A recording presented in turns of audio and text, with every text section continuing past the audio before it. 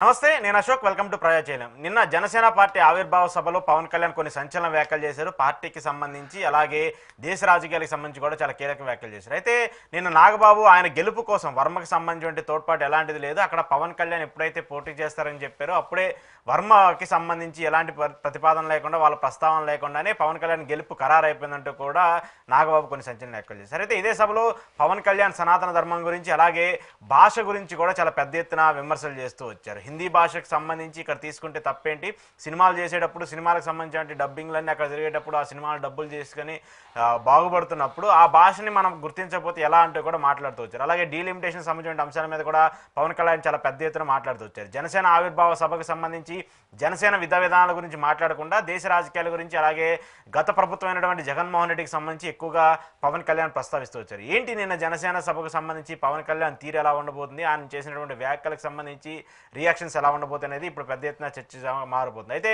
దీనికి సంబంధించి పవన్ కళ్యాణ్ వ్యాఖ్యలకు సంబంధించి ప్రకాష్ రాజ్ కౌంటర్ కూడా ఇస్తూ వచ్చారు. ఏదైతే మాతృభాషకు సంబంధించి తల్లి లాంటిది, దాన్ని ప్రథమంగా చూసుకోవాలి కానీ ఇతర భాషల్ని రుద్దుతానంటే మేము ఒప్పుకోమంటూ కూడా ప్రకాష్ రాజ్ చాలా స్ట్రాంగ్గా పవన్ కళ్యాణ్ కౌంటర్ ఇస్తూ వచ్చారు. పవన్ కళ్యాణ్ సభ పైన అలాగే వ్యాఖ్యల పైన కూడా ఈరోజు ఇంటర్వ్యూలో మాట్లాడదాం. ఇంటర్వ్యూలో నాతో పాటు పార్టిసిపేట్ చేస్తున్నారు అనలిస్ట్ కేఎస్ ప్రసాద్ గారు. ప్రసాద్ గారు నమస్తే. నమస్తే అండి.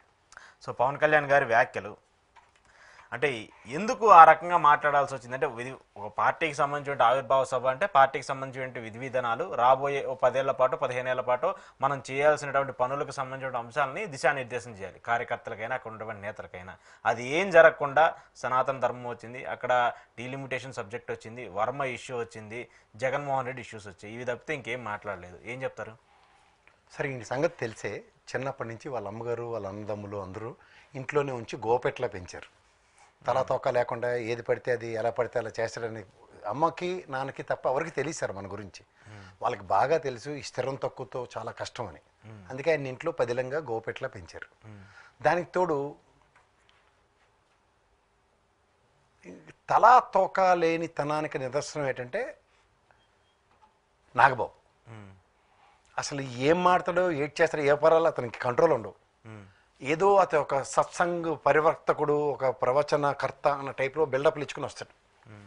ఆయనైతే నిజంగా అన్నకి చిరంజీవి గారికి గుదిబండే, తమ్ముడు పవన్ కళ్యాణ్కి గుదిబండే.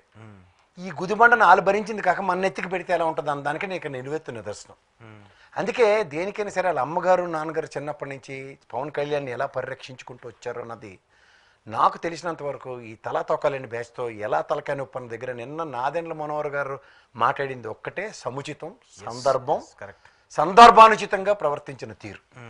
అలాంటి వ్యక్తి ఫస్టే మాట్లాడుంటే అట్లీస్ట్ ఒక డైరెక్షన్ ఉంటుంది దానికి, దానికి అనుగుణంగా ముందుకెళ్ళుందరు. దానికి డైరెక్షన్ ఎప్పుడైతే లేదో ఓ తీరువా తెన్ను లేని ఒక బాణాన్ని కొడితే ఎలా ఉంటుందంటే అలా ఉంటుంది. పైపచ్చు అతనికి ఒరాటరీ స్కిల్స్ ఉన్నాయనుకుని మనం భ్రమపడుతున్నాం. ఇండస్ట్రీలో ఫస్ట్ తెలుసుకోవాల్సిన ఫండమెంటల్ ఏంటంటే సినిమా వాళ్ళకి ఏటీ తెలియదు అన్న విషయం ప్రజలు గ్రహించగలగాలి. వీళ్ళతో ఏమీ కాదు, వీళ్ళకి ఏటీ తెలియదు, గుడ్డెది చేడులో పడినట్టు వెళ్ళిపోవడమే. తర్వాత ఆరాటరీ స్కిల్స్ ఉన్న వాళ్ళు ఏం చేస్తారంటే ఒక సందర్భంలో ఒక సబ్జెక్ట్ ఉంది, దానికి ఇంకొక సందర్భంలో జరిగిన సబ్జెక్ట్ని రెండింటిని సంధానపరిచి సముచితంగా ప్రజలకు చెప్తారు. వీళ్ళకి అది ఉండదు. ఎక్కడో ఏదో చదివింది లేకపోతే ఎవడో చెప్పింది బుర్రలో ఉంటుంది, ఇక్కడ రాసింది ఒకటి ఉంటుంది. ఈ మూడు ఒకలా ఉంటాయని మనసుకి తెలుస్తుంది. ఎగ్జాంపుల్, ప్రధానికి అమ్మ వండిన పాయసం, ఇంట్లో భార్య వండిన పాయసం, తర్వాత ఎవడో ఫ్రెండ్ ఇంట్లో తిన్న పాయసం ఒకేలా ఉన్నాయి అనుకుంటారు. అనుకున్నప్పుడు ఏంటంటే దీన్ని మూడి పాయసాల యొక్క ఔన్నత్యం చెప్పడానికి అమ్మ ప్రేమ, భార్య యొక్క మమకారం, లేకపోతే తల్లి మమకారం, భార్య ప్రేమ, లేకపోతే ఫ్రెండ్ యొక్క నాకు ఒక సోదరభావంతో వాళ్ళ భార్య నాకు వడ్డించింది, ఇవన్నీ చెప్పాలని తపన ఉంటుంది. కానీ చెప్పడం చేత కానప్పుడు ఏం చేస్తారంటే ఇటుకట్టు మార్చి ఫ్రెండ్ భార్య ఏమో నా మీద ప్రేమ చూపించిందంటే ఎంత బూతు మాట ఉంటుందో అలా సబు సందర్భం లేక తలా తోక లేకుండా మాట్లాడిన ఆ స్పీచ్. ఈయనకి ఇంకోటి ఏం చేస్తారు, అలా మహేష్ బాబు సినిమా ఒకసారి చూపించి చుట్టూ ఎక్కువ మంది ఉంటే కన్ఫ్యూజ్ అయిపోయి ఎక్కువ కొట్టేసినట్టు చూడు. అలాగా కాగితాలు ఎక్కువ ఇస్తే చదవడానికి ఓపిక ఉండదు, తర్వాత చదివిన దాన్ని అప్లై చేయడానికి చదువు ముఖ్యంగా కావాలి, చదువుకోలేదు. అంటే తీరువా తెన్ను లేకుండా ఏది పడితే అది అసందర్భ పేలాపనలు పేలడానికి వీళ్ళ అన్నదమ్ములు ఇద్దరికి వీళ్ళకి వీళ్ళే సాటి. మీకు ఇంకోటి చెప్తా, ఎవరికైనా సరే కన్న తల్లి ఒక దైవం. ఎవరికైనా, మీ అమ్మగారైనా నా అమ్మగారైనా లేకపోతే చిరంజీవి గారి అమ్మగారైనా లేకపోతే నాగబాబు గారి అమ్మగారైనా దేవత లాంటి మనిషి అనే చెప్పాలి ఎవరైనా సరే. ఆ దేవత యొక్క ఔన్నత్యాన్ని కూడా ఇప్పుడు తల్లి 9 మాసాలు మంచి పిల్లల్ని ప్రసవించినప్పుడు ఆవిడ పడిన మానసిక సంఘర్షణ పిల్లలు ఆ స్థాయిలో కనబడినప్పుడు, నాకు పుట్టినప్పుడు అసలు నొప్పి తెలియలేదురా, పుట్టినప్పుడు నిన్ను పుట్టించడానికి నాకు నొప్పి భరించిన దానికన్నా ఇప్పుడు చేస్తున్న తలకాయ నొప్పుల నొప్పి ఎక్కువ ఉంది నాకని ఎన్నోసార్లు ఎంతోమంది తల్లిదండ్రులు తిట్టిన ఉదంతాలు ఉన్నాయి మనకి. దానికి నేను ఒక ఎగ్జాంపుల్. అది ఆయన అట్లా అది కరెంట్గా ఏంటంటే ఎక్కడో చిన్నప్పుడు కన్నా ఇప్పుడు తలకాయ నొప్పి ఎక్కువ ఉంటుంది.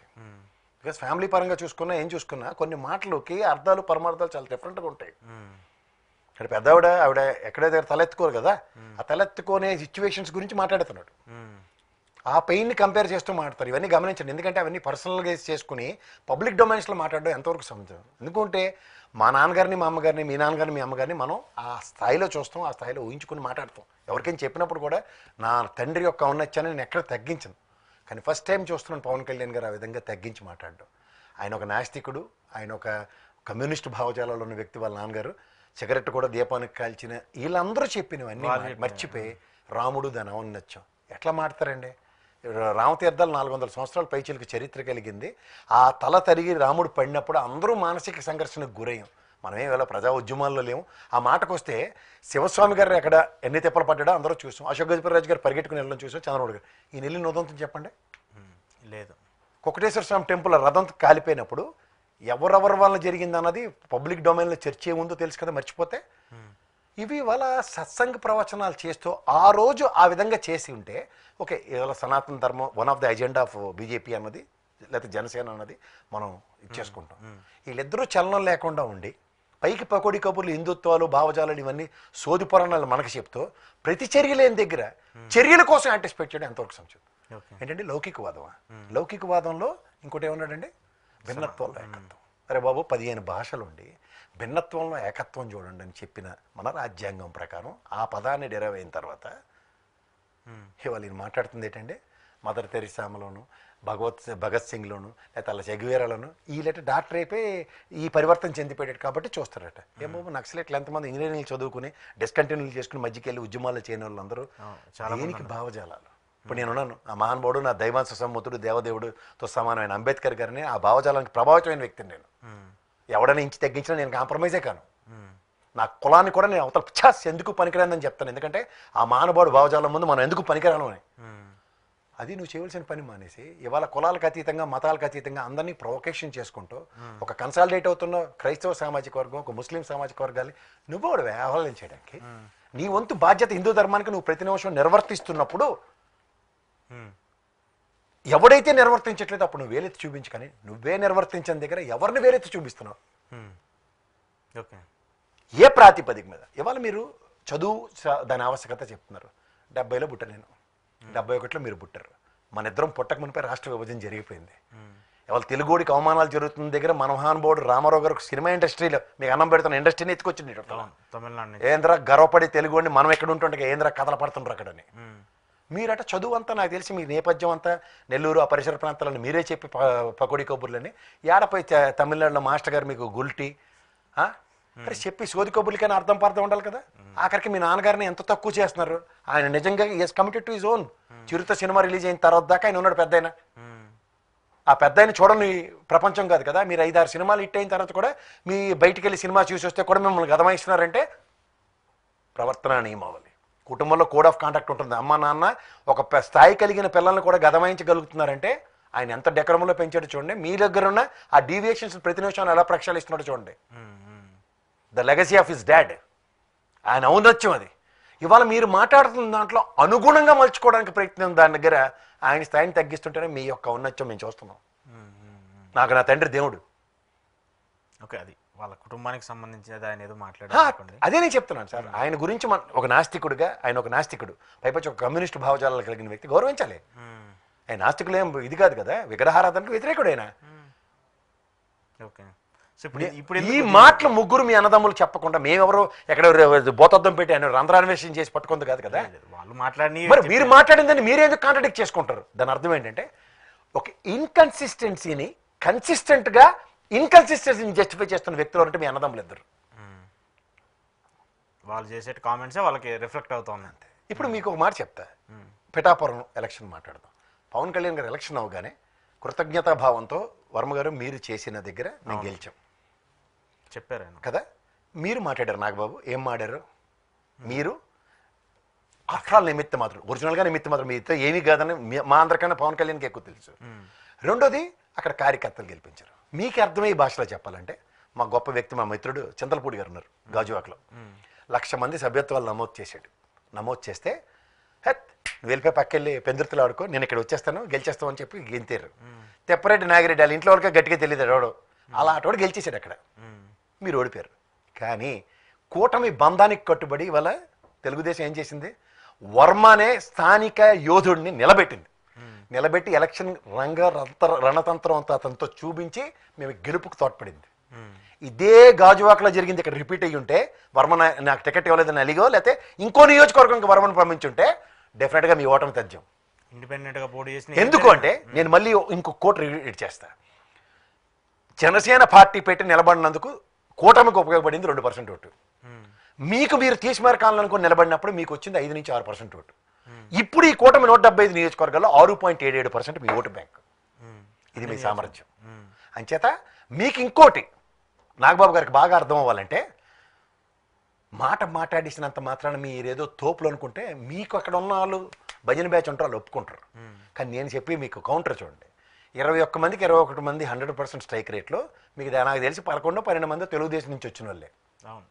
నేను ఎన్నోసార్లు చెప్పాను, 45 నియోజకవర్గాల్లో ఓటపోయినా సరే తెలుగుదేశానికి ఎట్టి పరిస్థితుల్లో 30-35% ఓటు బ్యాంక్ ఉంది.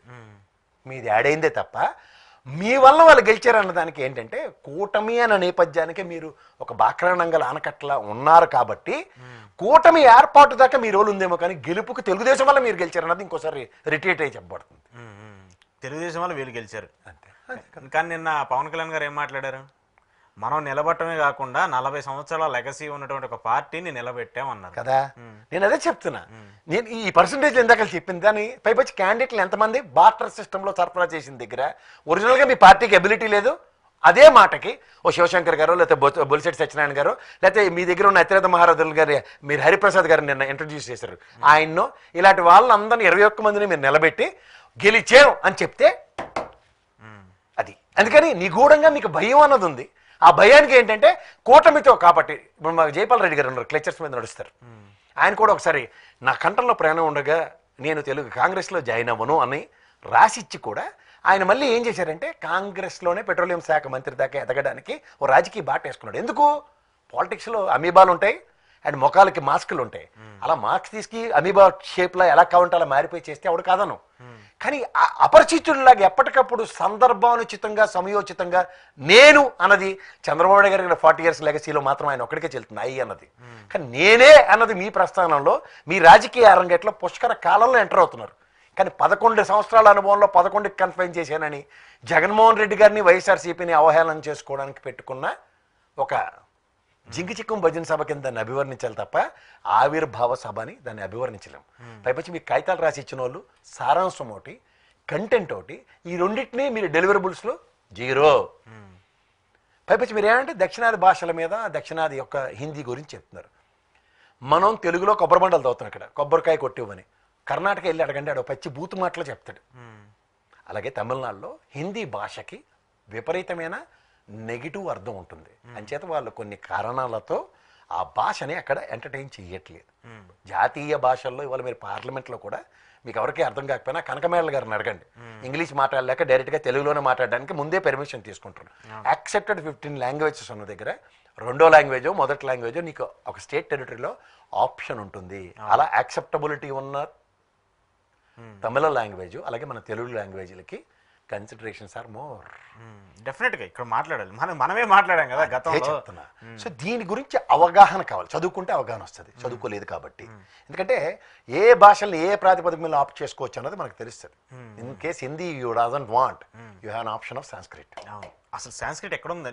నేనైతే ఇప్పటిదాకా స్కూల్స్లో కావచ్చు, ఇప్పటిదాకా పవన్ కళ్యాణ్ గారు వచ్చారు కదా, ఇప్పుడు చాలా ఎన్ని గవర్నమెంట్ స్కూల్స్లో సాంస్క్రిట్ వస్తుందో నాకు ఇప్పుడే తెలియదు. సాంస్క్రిట్ని ఎత్తిపడేశారు ఇప్పుడు చాలా గవర్నమెంట్. అది మనం ఏం చేయలేము సార్. మీకు మాట చెప్తున్నాను, సాంస్క్రిట్ నేను చదువుకున్నప్పుడు ఇట్ ఇస్ స్కోరింగ్ సబ్జెక్ట్. అవును, సెకండ్ లాంగ్వేజ్ అదే మనకి. సెకండ్ లాంగ్వేజ్ అది. ఇవాళ మీరైతే దక్షిణాది రాష్ట్రాలు అంటున్నారు జనాభా ప్రాతిపదిక మీద. ఫస్ట్ ఆఫ్ ఆల్ మీకు బీజేపీ ఒక కోతాటకి ఒక బిస్కెట్ ఇచ్చినట్టు ఇస్తుంది. ఆ కోతాట ఆడడానికి మీరు సత్యసంగ పరిసాగలాగా ఎవరు సనాతన ధర్మం అని కొత్త కాడి ఎత్తుకున్నారు. ఇది మీకు సినిమాల్లో నటించడానికి ఉపయోగపడదు, కానీ నిజమైన రాజకీయ క్షేత్రంలో మీ బ్యాక్గ్రౌండ్ హిస్టరీ కనుక చూస్తే మళ్ళీ అబద్ధాలు చెప్పడానికి మీరు ఒక్క క్షణం కూడా వెనకాడరు. కాబట్టి 14వ తరగతి నుంచి అయ్యప్ప మాల, దాని ఆవశ్యకత, తర్వాత నాకు ఫ్రెండ్స్ అందరూ క్యాపిటలిస్టులు, ఎవరిగా చెప్తావు?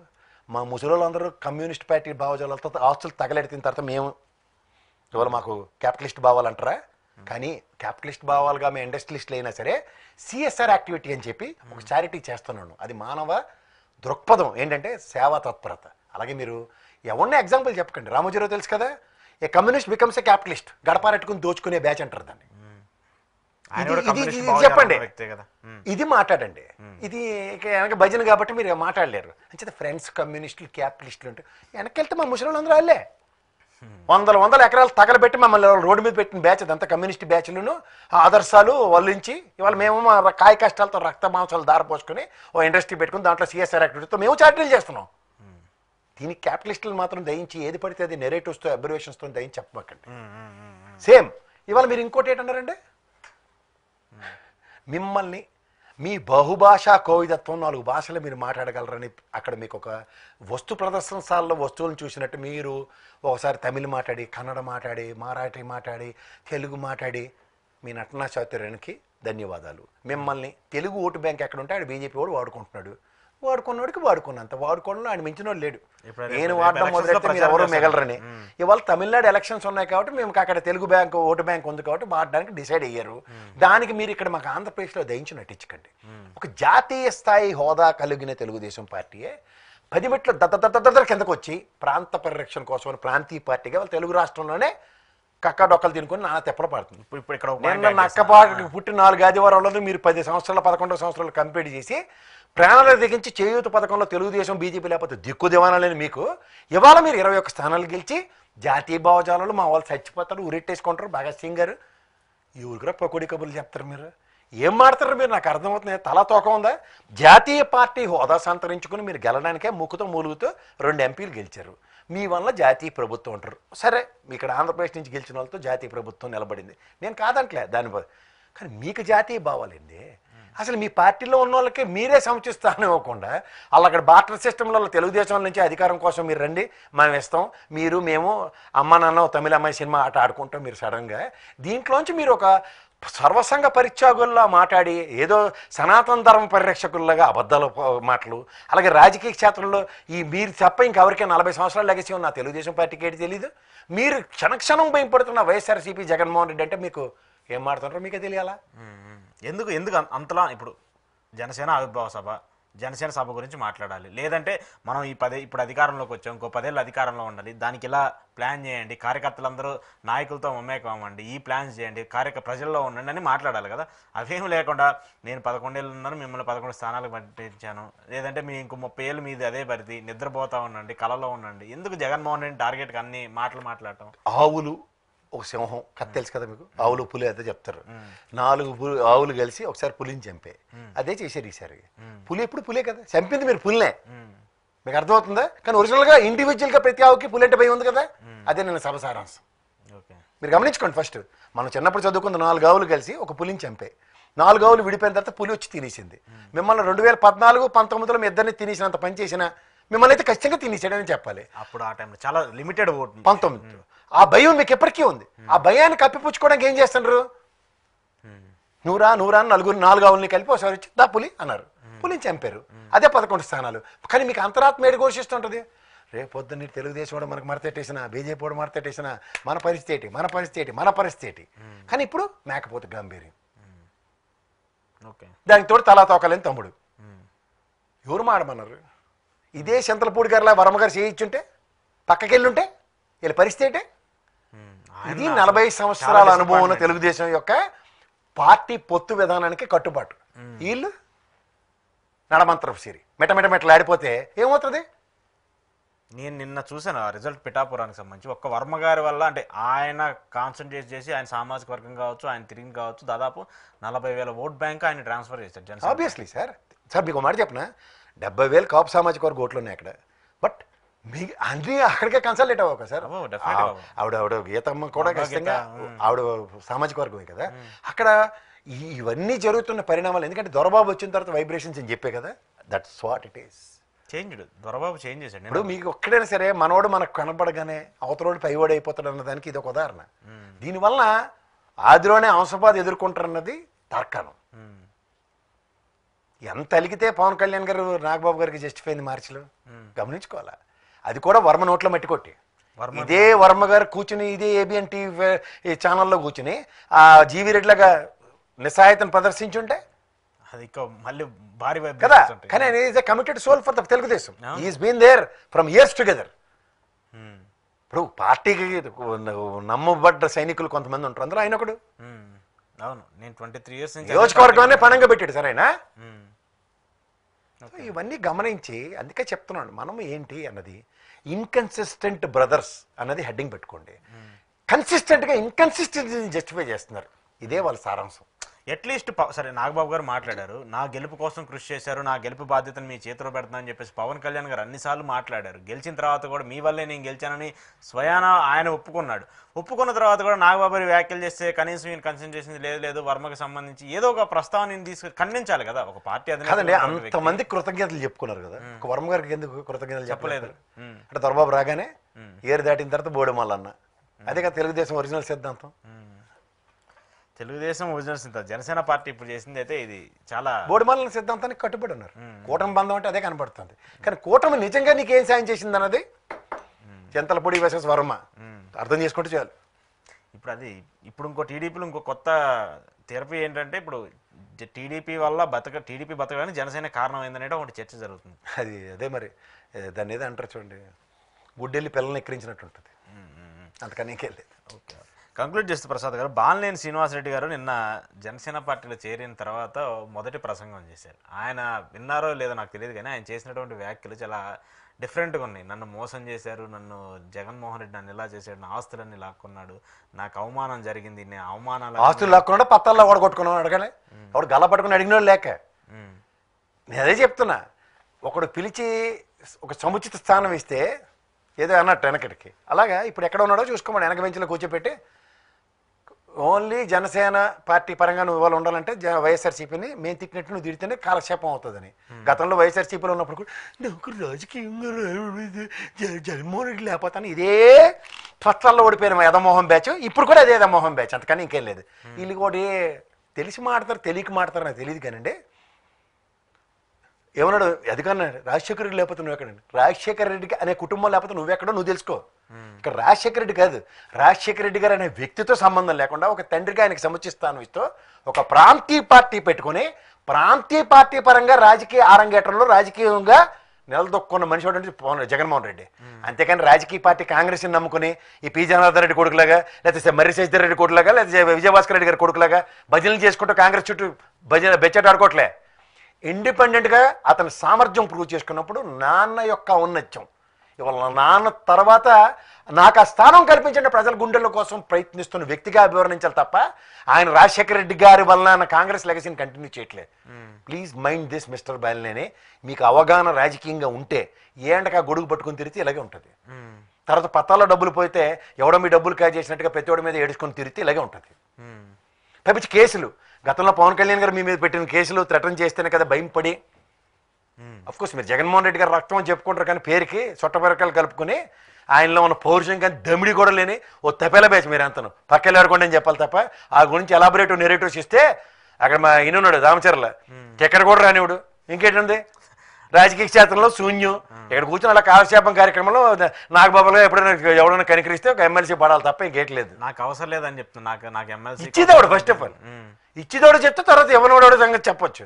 ఇవ్వకుండా నాకు అక్కర్లేదు ముందే ఎవర్రా పై నీకు ఇచ్చే పరిస్థితులు ఉండమంటారా? ప్రసక్తలే తీసుమారు కానండి. అలా వైఎస్ఆర్సీపీ వాళ్ళు అమాయకులు కాబట్టి నలుగురు భరించారు. ఈ వల్ల మొత్తం ఒంగోలు ప్రకాశం ఎత్తిపోయింది కారణం బాలినేని వల్ల అంతే. కానీ ఎందుకు అంత ఆక్రోశాన్ని ఎందుకు వెళ్ళగలుగుతున్నారు? ఆయన నిజంగానే చేతకానుడు చేసి పనులు ఏమంటే అవతల మీద పడేయడమే. ఓకే, కానీ ఆయన చేసిన కామెంట్స్ చాలా నేను ఇంకా ప్రెస్ మీట్ పెట్టి చాలా చెప్పాలి మీకు. అది అవినీతి ఎమ్మెల్యేలు మంత్రులు అప్పుడున్న వాళ్ళందరూ పవన్ కళ్యాణ్ గారు మీరు ఒక కమిటీని వేయాలి, స్పెషల్గా వాళ్ళందరి మీద విచారణ చేయించాలని చెప్పేసి బాలినేని గారు చాలా గట్టిగా మాట్లాడారు. పార్లమెంట్లో జేఏసీ వేస్తారు, అలాగా జనసేన కూడా జేఏసీ వేసి ఆ జేఏసీ అధ్యక్షుడి కింద బాలినేని ఎన్నుకొని చెప్పండి. పితూరీలు చాడీలు చెప్పబడిన ఎక్కడైనా అడ్డింగ్ పెట్టుకోమనండి అంతే. పిఎస్సి కమిటీ ఉంది, దానికి మరి ఏమైనా చేంజ్ చేస్తారేమో చూడండి. పిఎస్సి కమిటీ చైర్మన్ ఆయనే సార్. ఎవరు? నాదెండ్ల మనోహర్. తెలివితేటలో ఉన్న ఏకైక వ్యక్తి ఆయన ఒక్కడే.